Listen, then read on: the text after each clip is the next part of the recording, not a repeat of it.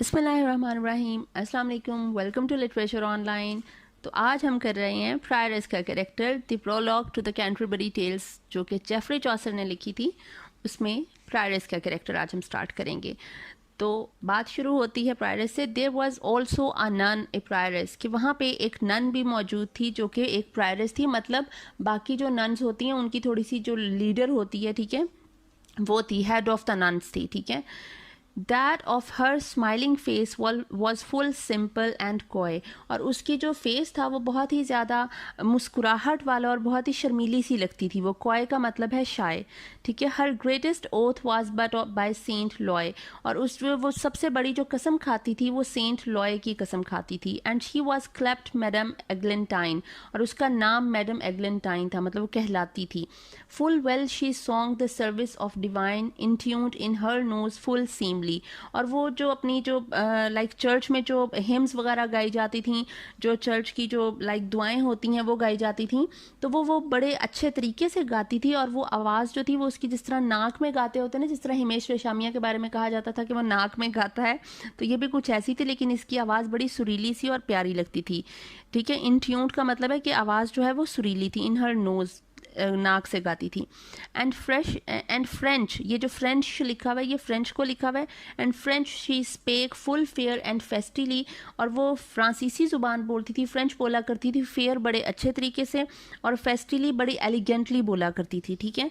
After the school of Stratford at Bow, तो Stratford बो जो स्कूल है उसके ऐसे लगता था कि वो वहाँ से पढ़ी लिखी है, क्योंकि उसका जो लहजा था वो वहाँ का था फ्रेंच बोलने का।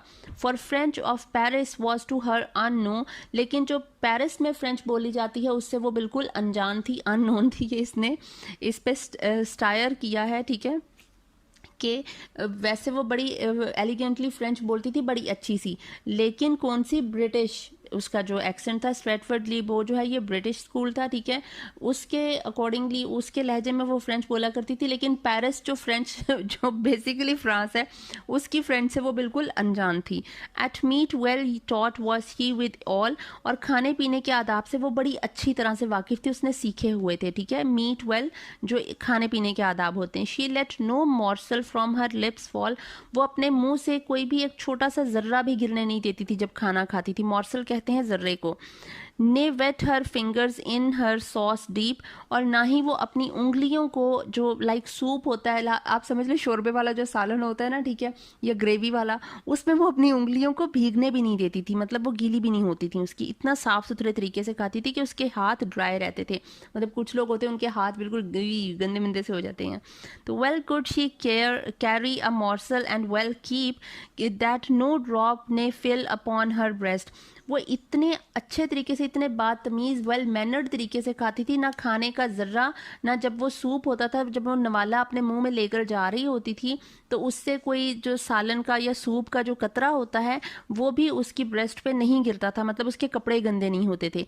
इन courtesy was set full much her least, और वो जो उसे जो है ना, आप समझ लें कि कर्टजी में, ठीक है, वो बहुत ही ज़्यादा प्लीज थी, वो इसमें खुशी महसूस करती थी। खाने पीने के जो आदाब हैं उसमें जब वो करती थी सारे कुछ अपने आप को वेल मैनर्ड फील करवाने में वो बड़ी खुशी महसूस करती थी, शाइस्तगी में आप कह लें। Her over lip wiped she so clean, वो अपना जो अपर लिप है वो इतने अच्छे तरीके से साफ करती थी।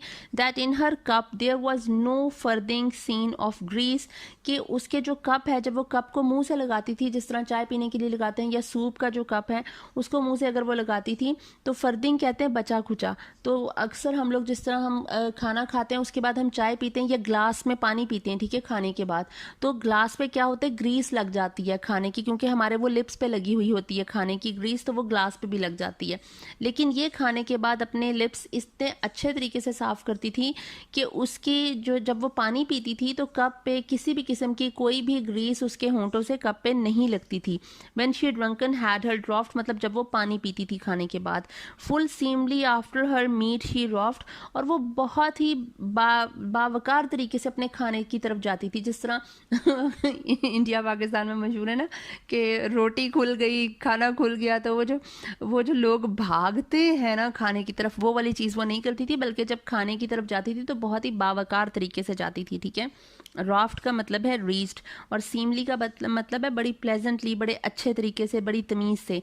And sikerly she was of great disport, sikerly यहाँ पे स्क्वायरली को यूज़ किया गया, या शोरली आप कह लें इसको, of great disport and full pleasant and amiable of port, कि वो बहुत ही ज़्यादा खुशगवार और मिलनसार थी, ठीक है, और मतलब वो इस मामले में बड़ा ख्याल रखती थी। एमिएबल ऑफ पोर्ट, बड़ी वेल मैनर्ड थी, ठीक है।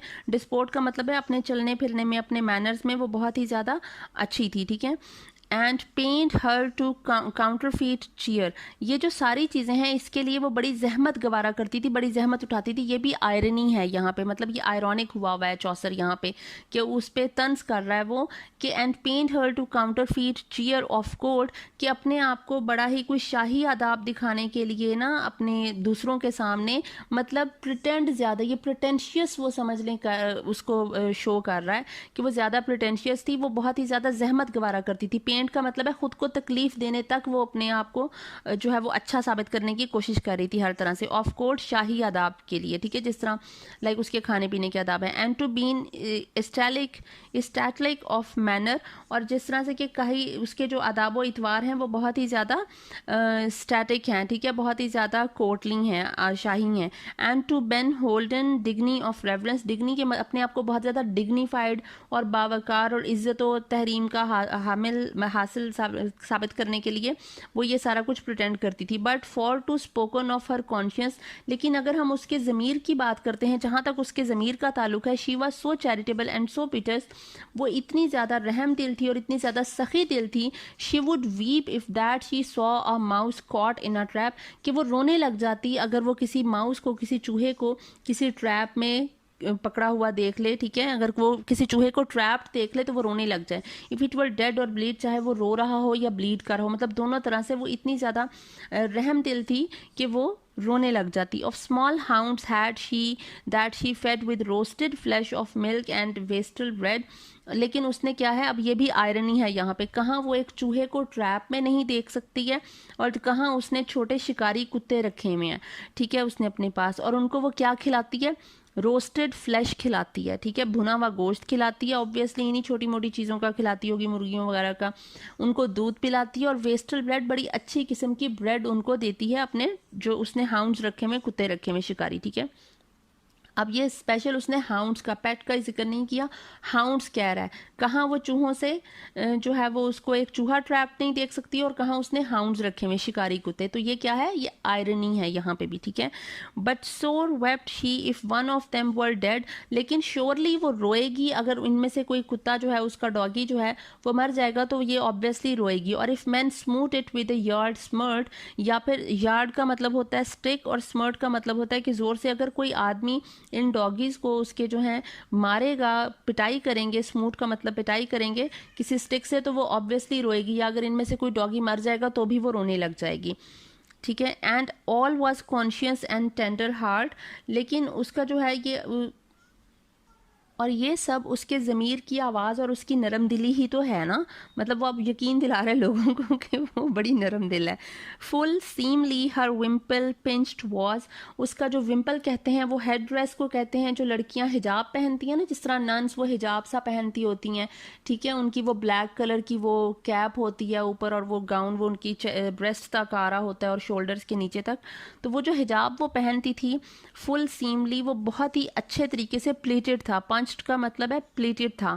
हर नोज ट्रेटाइज, उसका जो नाक है वो ज़रा लंबी थी। And her eyes grey as glass, और उसकी आंखें शीशे की तरह चमकदार थीं।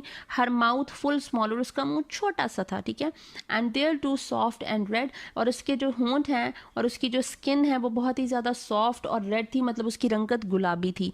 But sikerly she had a fair forehead, लेकिन वो कह रहा है उसका जो फोरहेड था, जो उसकी पेशानी थी वो फेयर थी, मतलब चौड़ी थी। It was almost a span broad I trow, वो कह रहा है मुझे यकीन है कि वो तकरीबन जिस तरह मेरी एक जो पाम के बराबर ना, मेरे उंगलियां जब इकट्ठी रखते हैं, जिस तरह कहते हैं ना पेशानी चौड़ी है इसकी, तो उसकी पेशानी इतनी चौड़ी थी। For hardly she was not undergrown, वो कह रहा है और यकीनन हार्डली का मतलब है यकीनन वो अंडरग्रोन नहीं थी, मतलब उसकी हाइट जो है वो अच्छी थी।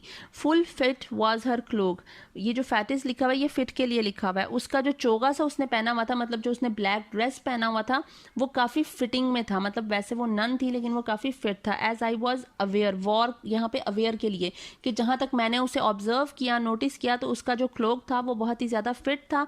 Of small coral about her arm she bar, ये फिट का मतलब सिर्फ यही नहीं है कि वो फिटिंग में अच्छा था, बल्कि वो बहुत ही ज़्यादा खूबसूरत और शानदार कपड़े का भी बना हुआ था, ठीक है, मतलब हर चीज़ में वो शहाना अपने आप को शो कर रही है। Small coral about her arm she bar, और उसने अपने बाजू में एक तस्बीह सी पहनी हुई थी, ठीक है। बार का मतलब है बेयर।